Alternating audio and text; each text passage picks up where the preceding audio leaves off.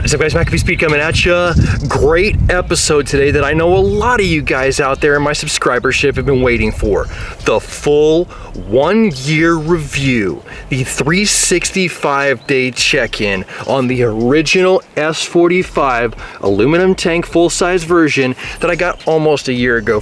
I've gone through a lot of ups and downs with this specific rifle, and I even had to send it in to bintacllc.com one time to go ahead and fix something that I myself had jammed solidly.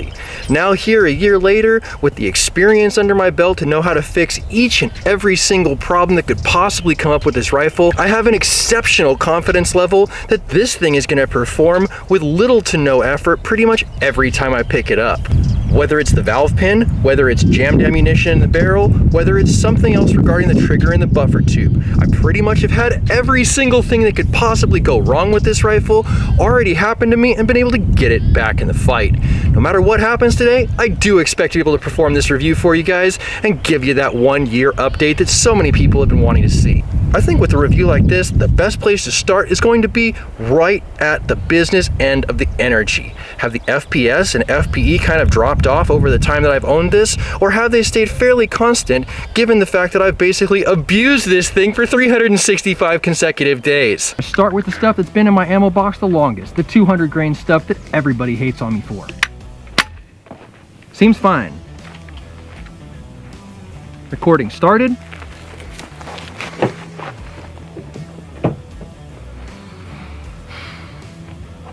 Right side target.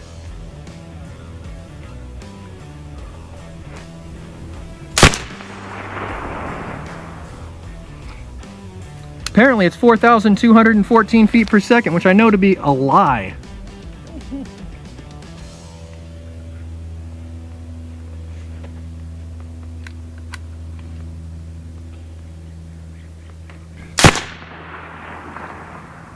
.612, same hole, baby.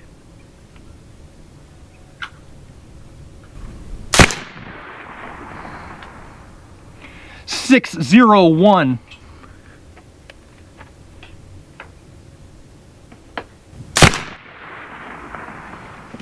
.653.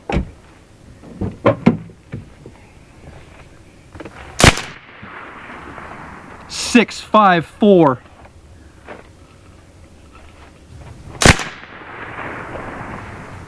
.653 once again, and that expends every single seed in the magazine with no problems whatsoever.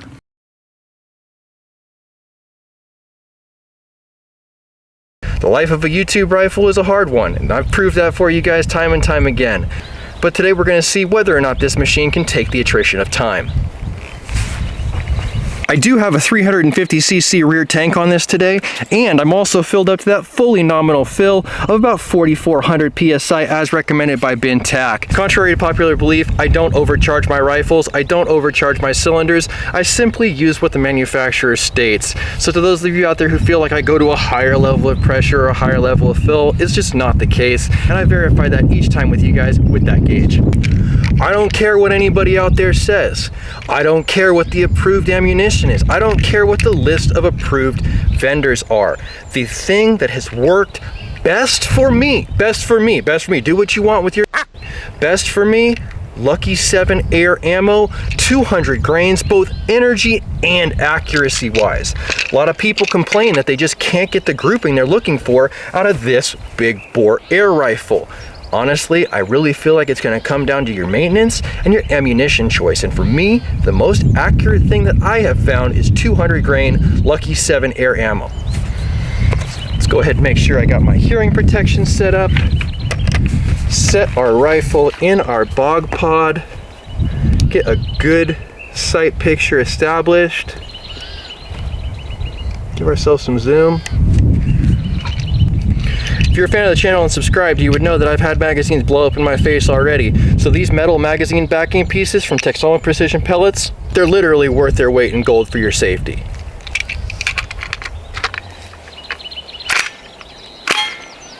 Making all the right noises. Start the recording. Start the recording. Get rid of this rangefinder thing here.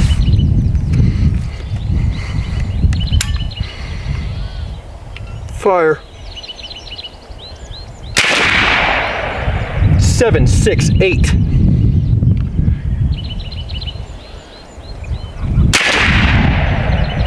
770.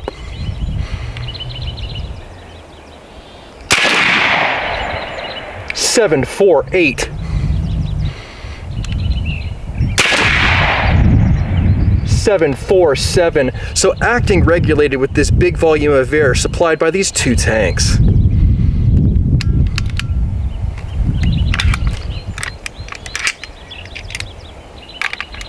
Failure to cycle. These have been loaded for a while. I wonder if I have spring fatigue. Does it still run? Probably.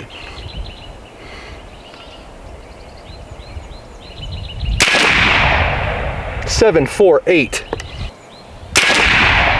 What more do you want, dude? 737, and we basically obliterated that red circle there. That's the kind of grouping that I like to expect from this rifle, and honestly, the only thing that's been performing at this level for me is that Lucky 7 slug. With less than 35 FPS deviation over the entirety of the magazine, it gives me confidence that I have a lot of shots per fill at my disposal. I'm still sitting at approximately 3,900 PSI here on the gauge. But in the name of accuracy as well as data collection, I am going to go ahead and top this thing up for you guys and move it directly to 50 yards. I want to get all the way to 100 yards for you guys today so that I can prove to you that after one solid year in the most abusive YouTuber's hands you could possibly think of, it still runs and functions as designed. Let's get into it, guys.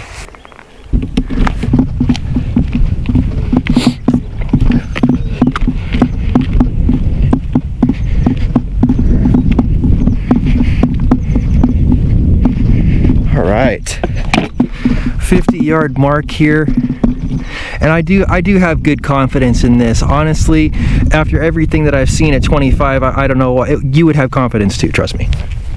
Burned up one magazine already, but I got a few more here already loaded up, also with those metal backed mags.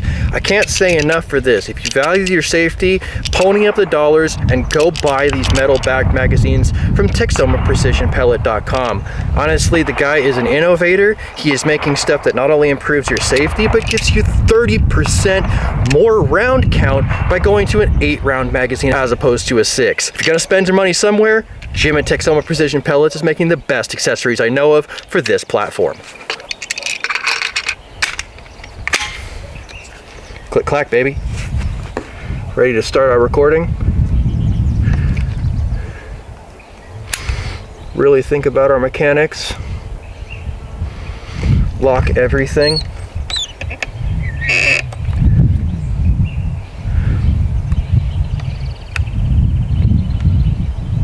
Fire.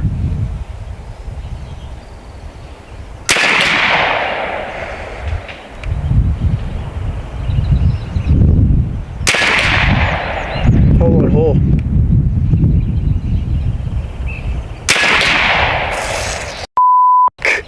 That would have been a good group. We could still save it.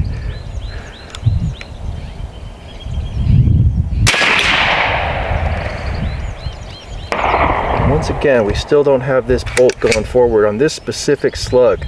Looks like this one actually got bit. Let me show you what I'm talking about. You can see right away that the bolt actually bit this specific slug, and this is a problem with these heavier rounds. If you have spring fatigue, this is going to be your result, and you won't get full function out of the magazine. Is it a trade-off? Oh shit, my buffer tube is loose. Is it a trade-off? Yes, it is. But by the same token, if you can show me another ammunition that works equally as accurately and makes this kind of power, I would try that as well. This is just using what works and working around its foible situation. Same ammunition. Set this guy off to the side for now. See if we can't continue our group.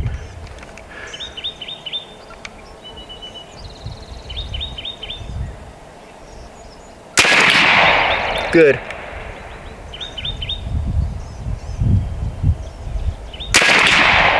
Good.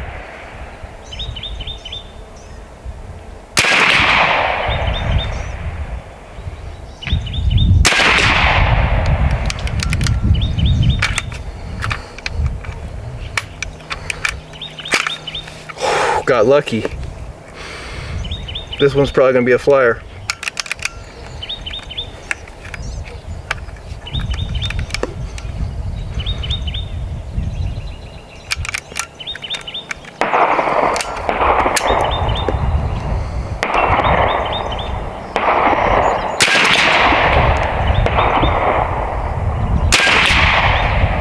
That's the end of the magazine. Pretty much everything is inside the 8 ring. And for me, my skill set, big bore PCP, I can't ask for more. This is supposed to be a semi-automatic, down the hallway style, make you feel safe when the bump in the night scenario happens. And at 50 yards away, we're still reaching out and touching it. Hog rifle all day long. All right, gentlemen, we're all topped up. We're all moved out to the 100-yard range, and I've got my magazines 100% loaded back up. As you've noticed all episode, I 100% have my hearing protection on for these segments because this is equally as loud as a firearm and deserves all due respect therein. Go ahead and get loaded up. Once again with those lucky 7 200 grain maxi velocities. Let's see what we can do at 100 yards. Start my recording, lock everything down.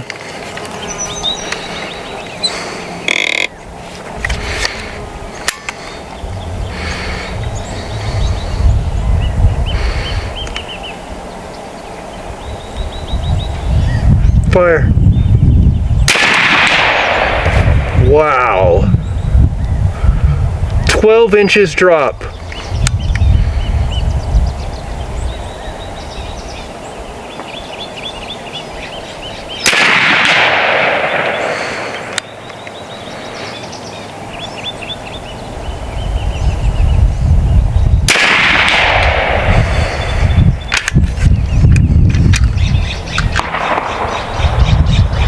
It did bite the slug, but it is still workable. I'm gonna send it with a divot in it.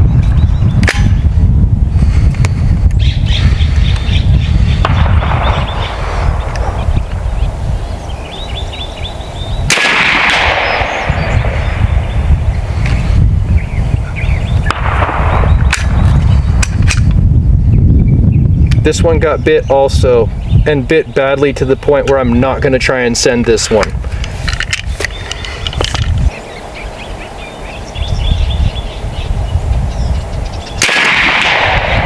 Good!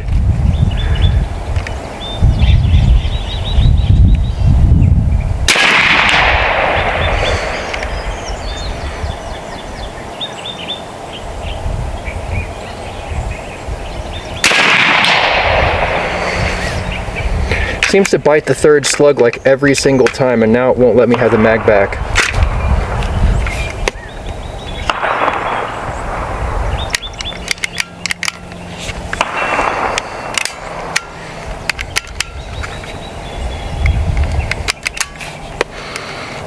Trigger's a little bit sticky on that, if you guys saw that. What I did to rectify it was safety on, safety off, mess with it a little bit, safety on, safety off, and you'll feel it release. There is something with this mechanism that's not quite perfected, but I do have good success with it most times.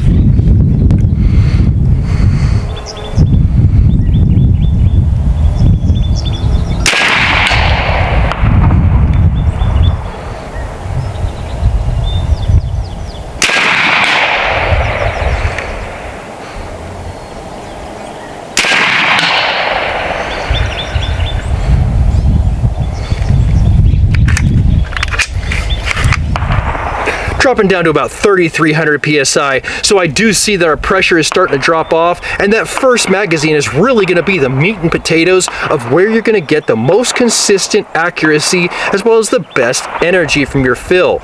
The standardized bell curve that you would see with a lot of air guns out there doesn't seem to exist in this platform, and pretty much it's a linear drop, the highest pressure giving you the highest and a downward slope from there. I know there's going to be some people out there who are going to talk some loud shit as far as this this rifle is concerned with the accuracy at 100 yards. But this is not what this rifle is specifically meant for. When you look at a semi-automatic 457 magazine-fed PCP big bore like this, you're really looking at a fast cyclic rate, tactical shooting, more of a high-energy engagement style rifle. And I think that's where it's going to be most at home and what I should be doing with the rest of the episode. Let's go ahead and pull this optic off of here, revert to the iron sights that come on the Razorback rail kit for this rifle, and then go ahead and see what kind of fun we can have at the 25 or less yard engagements. Let's get right into it.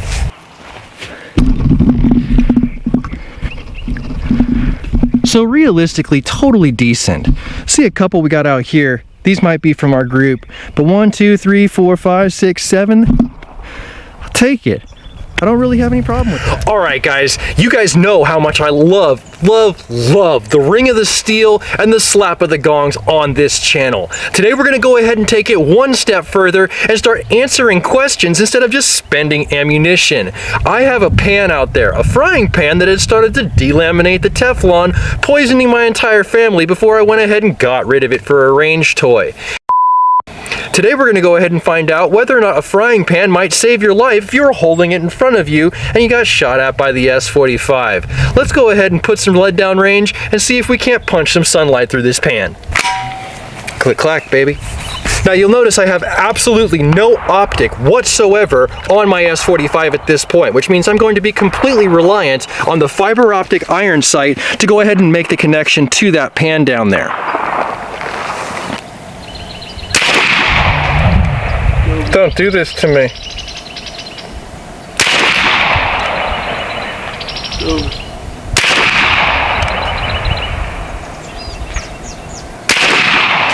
Am I gonna miss every single time? Mulligan, let's do this over. That's probably a little bit better.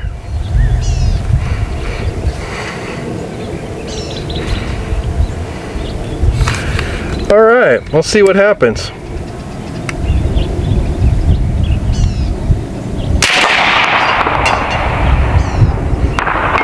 Oh, there's a hole in it. Fix the problem. There's a second hole in it. It didn't even dang near move. Let's get another mag on it and see what happens. It was much better when I could actually see and hit what I'm aiming at.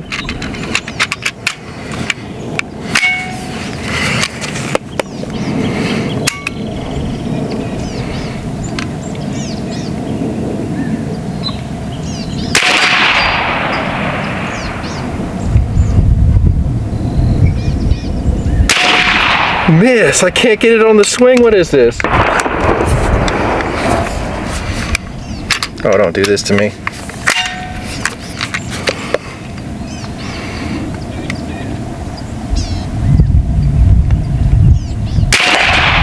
Good hit.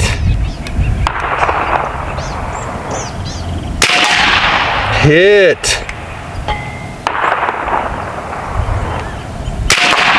Hit! Yo! She'll never make an egg again. I'm gonna keep doing this. This is too much fun. God, this is good. Might have enough air for like one more magazine. Let's see.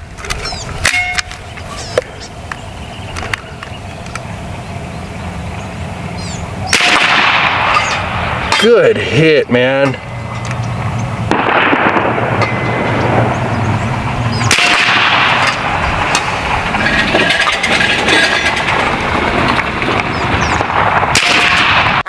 Brushed it and missed it.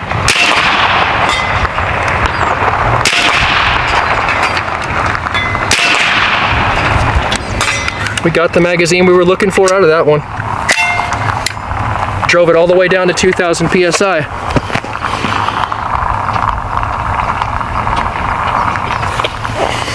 I absolutely have to know exactly what these 200 grain Lucky 7 air ammo slugs just did to that Teflon coated pan. Let's get into it. Yo, dude, look at that. Very, very, very impressive. God, that's gratifying. Excellent. Excellent energy on target. Excellent. What a gratifying sound each and every time that round slapped into that frying pan. It's got a different sound than the ring and ting of the gongs, and God, I knew I was making the connection each and every time I hit. I'm gonna go ahead and walk right past this guy and be shooting as I go forward. Okay. Here we go. Go.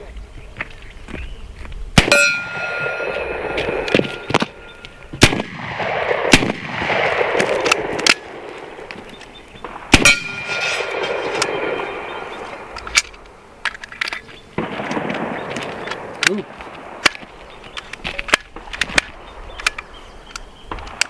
Don't do this to me, is she jammed? Ah! Why?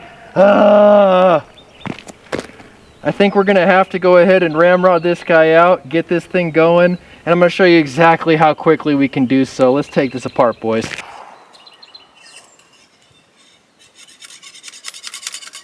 That might be it. Ah! Experience level, guys. Experience level. That's really what it comes down to. But I got plenty of magazines, plenty of ammo, plenty of air.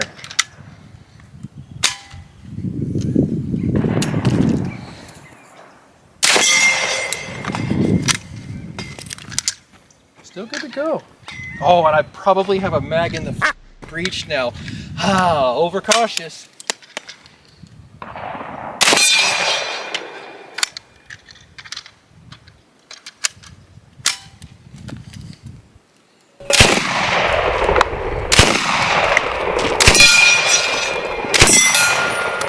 Terrible. I think as compared to last week, that's actually an improvement. On the ground with the magazine.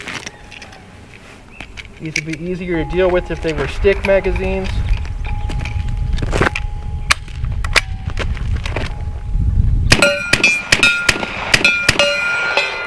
That's 6.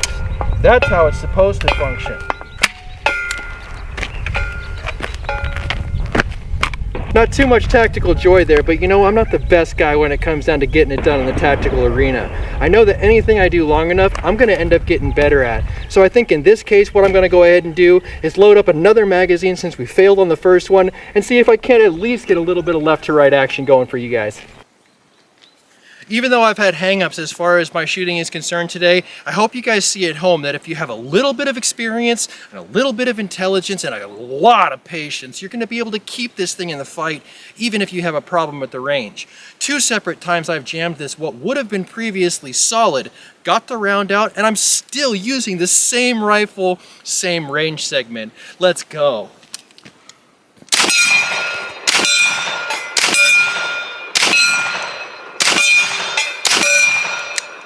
Six for 6, using the air charge, using the ammunition that everybody hates on, and still making that connection at 20 yards. This is a very viable range distance for this specific platform with open sights today at this range, and I'm absolutely happy with how it's performing. I don't know if it's going to translate too well on film, but you guys have to see how well this fiber optic lights up. Absolutely like sunlight right here.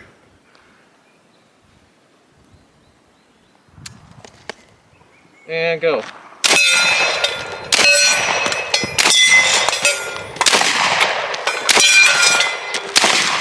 Better!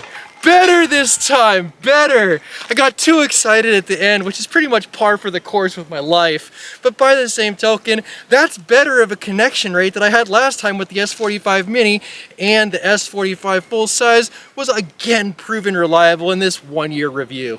I think it's going to be an absolutely great place to end today's episode. But if you like today's episode, give it a thumbs up. You want to see more content like this, make sure you subscribe for more with that notifications button so you can stay current on the channel, as well as when these videos come out. If you really like this video, make sure you share it so somebody else can see it. I'll catch you boys in the next one.